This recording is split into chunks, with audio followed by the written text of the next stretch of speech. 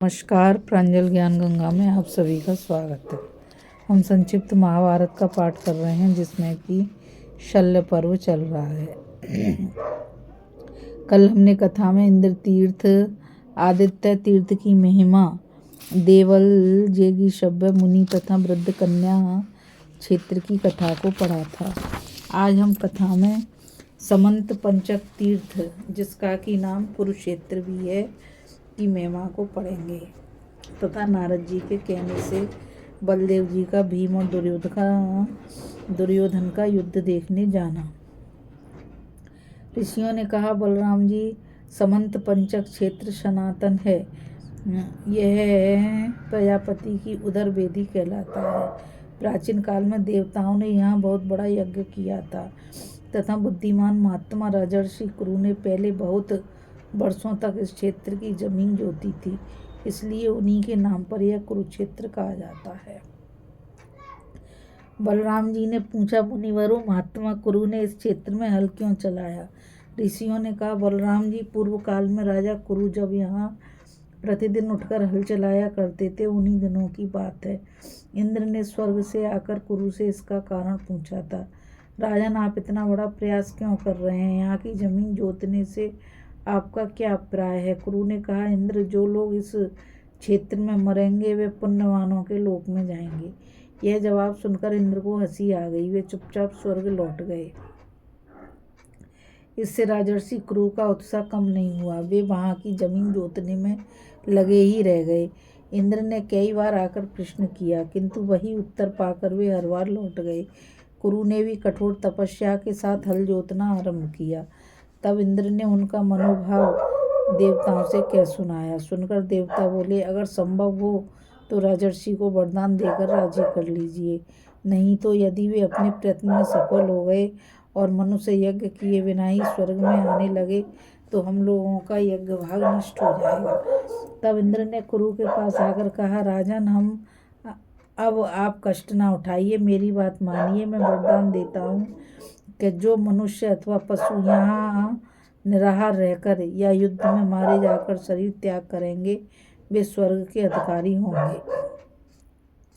राजा कुरु ने बहुत अच्छा कहकर इंद्र की आज्ञा स्वीकार की और इंद्र भी राजा की अनुमति ले प्रसन्नता पूर्वक स्वर्ग को चले गए। बलराम जी, इस प्रकार शुभ उद्देश्य से राजर्षि कुरु ने इस क्षेत्र को जोता था। पृथ्वी पर इससे बढ़कर कोई पवित्र स्थान नहीं है।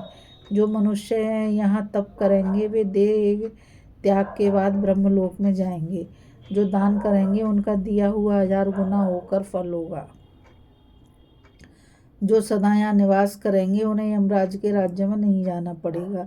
यदि राजा लोग यहाँ आकर बड़े बड़े यज्ञ करें तो जब तक यह पृथ्वी कायम रहेगी तब तक के लिए उन्हें स्वर्ग में रहने का सौभाग्य प्राप्त होगा। साक्षात इंद्र ने भी कुरुक्षेत्र के विषय में यह उद्गार प्रकट किया है। कुरुक्षेत्र की धूल भी यदि हवा से उत्तम लोक में पहुँच जाती है। यहाँ बड़े बड़े देवता, उत्तम ब्राह्मण, नरक आदि नरेश भी यज्ञ करके उत्तम गति को प्राप्त हो चुके हैं। तरंतुक से लेकर आरंतुक तक तथा राम हृदय से आरंभ करके यम चक्र तक के बीच का जो स्थान है वही कुरुक्षेत्र एवं समंत पंचक तीर्थ है। इसे प्रजापति की उत्तर वेदी भी कहते हैं। यह क्षेत्र बहुत ही पवित्र एवं कल्याणकारी है। देवताओं ने भी इसका सम्मान किया है। यह सभी सद्गुणों से संपन्न है। अतः यहाँ मरे हुए सब क्षत्रिय अक्षय गति को प्राप्त होंगे। इस प्रकार साक्षात इंद्र ने यह बात कही और ब्रह्मा, विष्णु तथा शिव आदि देवताओं ने इसका समर्थन किया। वैशंपायन जी कहते हैं, तदनंतर कुरुक्षेत्र का दर्शन और वहाँ बहुत सा धन दान करके बलराम जी एक दिव्य आश्रम के निकट पहुँचे। वहाँ पहुंचकर उन्होंने मुनियों से पूछा, यह सुंदर आश्रम किसका है? तब उन्होंने कहा, बलराम जी, पहले तो यहाँ भगवान विष्णु तपस्या कर चुके हैं, फिर अक्षय फल देने वाले कई यज्ञ भी इस आश्रम पर हुए हैं। बाल्यकाल से ही ब्रह्मचर्य का पालन करने वाली एक सिद्ध ब्रह्माणी भी यहाँ तपस्या कर चुकी है। वह शांडिल्य मुनि की पुत्री थी। ऋषियों की बात सुनकर बलभद्र जी ने उन्हें प्रणाम किया और हिमालय के समीप स्थित उस आश्रम में गए। वहाँ के उत्तम तीर्थ का तथा सरस्वती के उद्गम भूत स्रोत का दर्शन करके उन्हें बड़ा विस्मय हुआ। इसके बाद कारपवन तीर्थ में जाकर उन्होंने वहाँ के स्वच्छ शीतल एवं पवित्र जल में डुबकी लगाई तथा देवता और पितरों का तर्पण करके ब्राह्मणों को दान दिया। फिर एक रात वहाँ निवास करके वे ब्राह्मणों और सन्यासियों के साथ मित्रावरुण के पवित्र आश्रम पर गए। वह स्थान यमुना के तट पर है। सर्वप्रथम उस स्थान पर आकर इंद्र, अग्नि तथा आर्यमा बहुत प्रसन्न हुए। बलराम जी वहाँ स्नान दान करके ऋषियों और सिद्धों के साथ बैठकर उत्तम कथाएं सुनने लगे।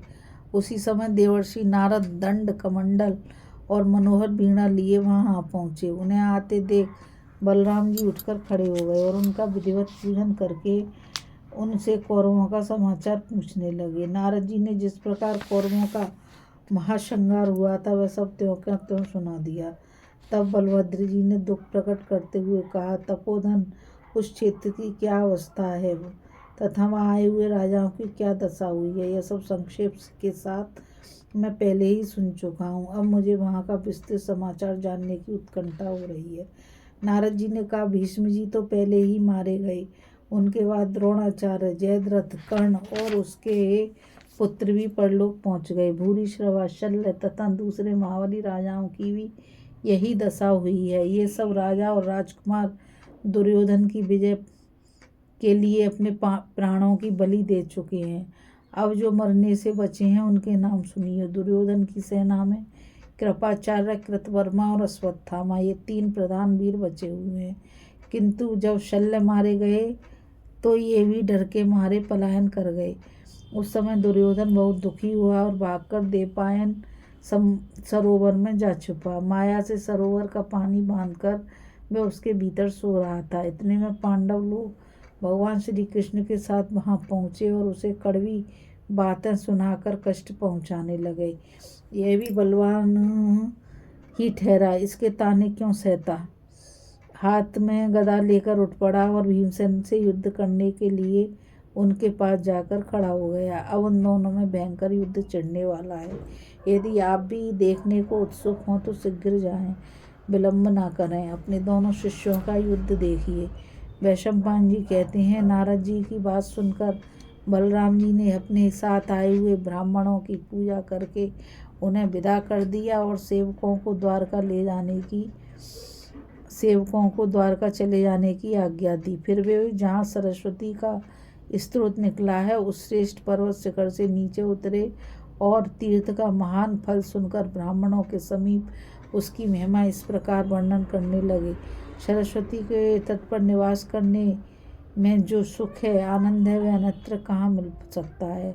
उसमें जो गुण हैं और वह कहाँ है। सरस्वती का सेवन करके स्वर्गलोक में पहुँचे हुए मनुष्य उसका सदा ही स्मरण करते रहेंगे। सरस्वती सब नदियों में पवित्र है, वह संसार का कल्याण करने वाली है। सरस्वती को पाकर मनुष्य यह लोक परलोक में पापों के लिए शोक नहीं करते। तदंतर बारंबार सरस्वती की ओर देखते हुए बलराम जी सुंदर रथ पर सवार हुए और शिष्यों का युद्ध देखने के लिए तेज चाल से चलकर देवपायन सरोवर के तट पर पहुंच गए। इस कथा में बस इतना ही। अभी हम कथा में समंत पंचक तीर्थ, कुरुक्षेत्र की महिमा तथा नारद जी के कहने से बलदेव जी का भीम और दुर्योधन का युद्ध देखने जाने की कथा को पढ़ रहे थे। अब आगे कथा में हम बलराम जी की सलाह से सबका समंत पंचक में जाना तथा भीम और दुर्योधन में गदा युद्ध का प्रारंभ की कथा को पढ़ेंगे। इस कथा में बस इतना ही। मुझ गीता रावत को आज्ञा दीजिए। कल फिर मिलेंगे एक नई कथा के साथ। और मैं आप सभी से यही कहना चाहूँगी, इस चैनल को ज़्यादा से ज़्यादा लाइक, शेयर, सब्सक्राइब कीजिए ताकि यह मूल्य ज्ञान अधिक से अधिक लोगों तक पहुँच सके। राधे राधे, जय श्री कृष्णा, नमस्कार। आपका दिन मंगलमय हो।